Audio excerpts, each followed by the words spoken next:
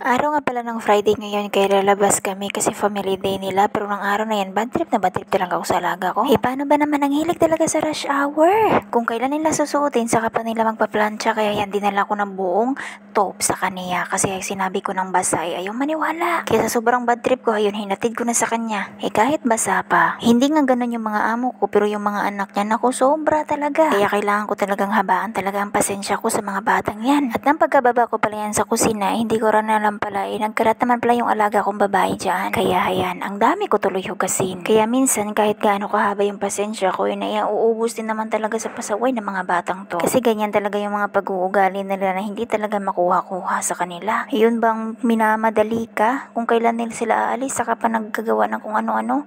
Kung kailan sila aalis saka pa nagpaplansya at paglalaban ng mga damit nila. Kahit sinasabihan ko naman yan ay naku babalik pa rin sa dati nilang mga ginagawa at ugali. Kaya nga ayan, maaga-maaga nakasimangot ang mukha ko. Masarap pa kasi ang tulog ko niyan ginising ako dahil doon sa tub ng alaga ko na hindi naman sinabi sa akin kahapon. Kaya imbis na makasimangot ako magkape na lamang ako malagyan pa ng pagkain ng tiyan ko. Halos hindi nga ako malapitan dyan ng alaga ko kasi nga nakasimang alam nilang galit ako. Kaya ayun, hindi ko talaga pinalansya yung damit niya. Ang iginaganda lang talaga sa amo ko syempre pinapagalitan na din yung mga anak niya kapag nagkamali. Hindi naman talaga ako nakikibangayan sa amo ko pero sa mga anak niya nako, nakikipagpatayan talaga ako sa kanila. Titigas kasi ng mga ulo. At ang matapos na ako magkape dyan syempre inayos ko naman yung sarili ko kasi nga aalis kami mga ilang minuto na lang. Literal talaga na hindi ako naliligo tuwing Friday kahit lumalabas kami kasi nga sobrang haba ng buhok ko.